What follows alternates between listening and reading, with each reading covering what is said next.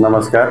आज हामी तपाईहरुलाई सालको पातको दुना टपरी बनाउने हाइड्रोलिक मसिनको सम्पूर्ण जानकारी दिन्छौँ। यदि तपाईहरुले व्यवसाय सुरु गर्न खोजिरहनु भएको छ भने यो भिडियो अन्तिमसम्म हेर्नुहोस्।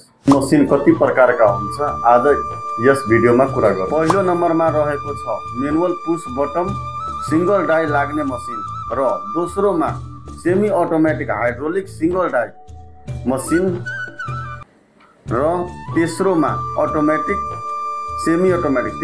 Semi automatic hydraulic double die machine र चौथोमा रहेको छ fully automatic hydraulic single die machine रहेको छ। सर्वप्रथम कुरा गरौँ म्यानुअल पुश सिंगल डाई मसिनको। यो सस्तो, टिकाउ र सुरुवात गर्न उपयुक्त मसिन हो। यो मसिन सिंगल डाईमा चल्छ र सिंगल फेजमा सजिलै अपरेट हुन्छ। यो मसिनको हालको मूल्य 1,60,000 रुपैयाँ रहेको छ। अर्को मोडल रहेको छ semi automatic hydraulic single die machine.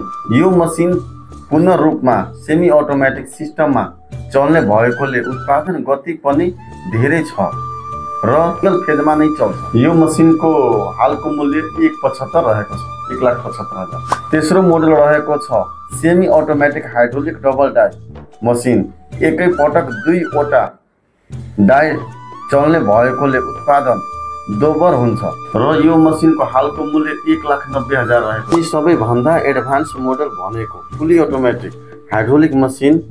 यो मसिनले अटोमेटिक काम गर्ने भएकाले मेन पावर कम लाग्छ र धेरै आउटपुट आउँछ। र यो मसिनको प्राइसको कुरा गर्दा यो मसिनको हालको मूल्य 4,50,000 रहेको छ। हामीसँग सबै मसिनमा सेटअप, सर्भिस र स्पेयर पार्ट पूर्ण रूपमा सुविधा उपलब्ध छ। थप जानकारीका लागि हामीलाई कल वा व्हाट्सएप गर्न सक्नुहुन्छ।